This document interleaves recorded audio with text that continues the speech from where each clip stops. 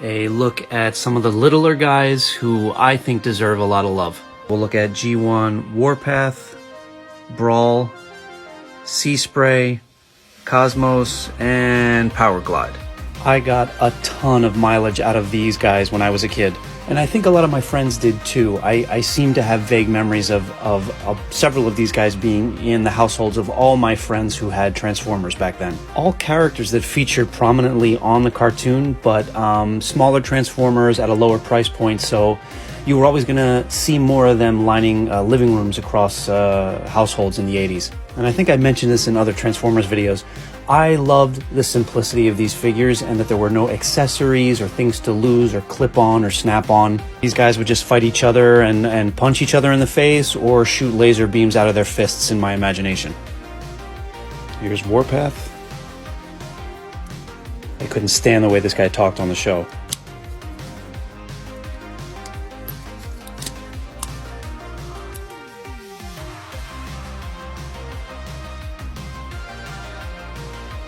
Here's Brawn. I called him Brawn in the beginning, right? Not Brawl. I just went back and checked, and I did mess it up. I called him Brawl in the beginning. My bad, but I'm not going back to change it. So I loved him on the TV show. I love that he was like a tough guy. And then the toy came out, and he has these skimpy little arms, but I loved him nonetheless.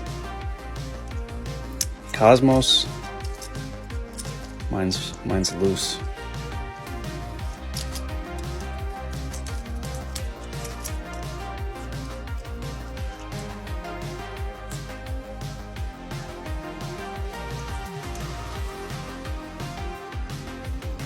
Power Glide, who was almost the most obnoxious Transformer on the show. I think second only to maybe Skylynx and Trax. But I guess that's a matter of opinion.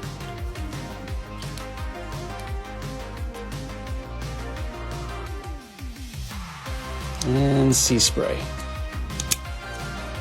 who always talked like he was drowning. Here they all are together. They actually look good together, like a team. So as I said, these are some of the littler guys, but just as important as some of the bigger toys from Transformers to my childhood. Alright, let's give some of the littler guys some love. Let's take a look at Huffer, Tailgate, Cliff Jumper, Gears, and Wheelie. And I know Wheelie doesn't really fit in with these five, but he's the last of sort of the Minibots that I have on hand right now, so let's just throw him in there. Give him a break. This is the Huffer that I had from when I was a kid, so he is, yeah, very loose.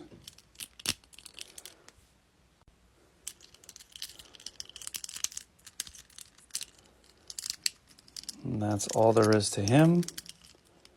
But he's got some personality. Tailgate is the one guy of this bunch that's an encore reissue. Everybody else is an actual G1. And that is all there is to him. These are all really, really simple. I just got my Cliff Jumper yesterday at a local toy convention. This little guy can go for a lot of money, so I was very happy to get him at a good price. It's a little loose, but I'm very happy that I have an original Cliff Jumper now. And we have Gears. Stiff as can be. Same basic transformation as Tailgate. A lot of the mini cars were. And lastly, the infamous Wheelie, the much hated Wheelie. I never hated him as much as I know a lot of people do, but I can understand the ill will toward him. Why do I not remember how this goes? Sorry, forgot about how the legs folded down on him. He's a very, very weird transformation. I think that's all there is to him. Right? Am I missing something? Actually, he is ridiculous. This is a terrible robot. I hate this. Nope, I forgot this. I forgot to swing this whole piece down. So he looks better. Still looks like crap, but better.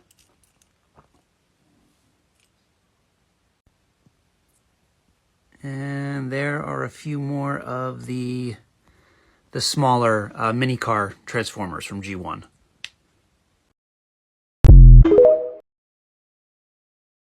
Actually, we just got done talking about these little guys, and you know who I forgot?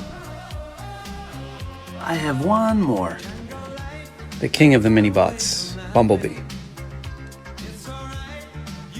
Mine's in decent condition with the exception of the rubber tires having seen better days. And I thought Cliffjumper went for a hefty price, but nothing compared to what Bumblebee can go for these days. So I'm happy I got mine when he was going for a little bit cheaper at least. Very delicate with this guy. Same transformation as Cliffjumper. And there he is. Such a simple little toy, but 40 years later, such a special addition to any Transformers collection.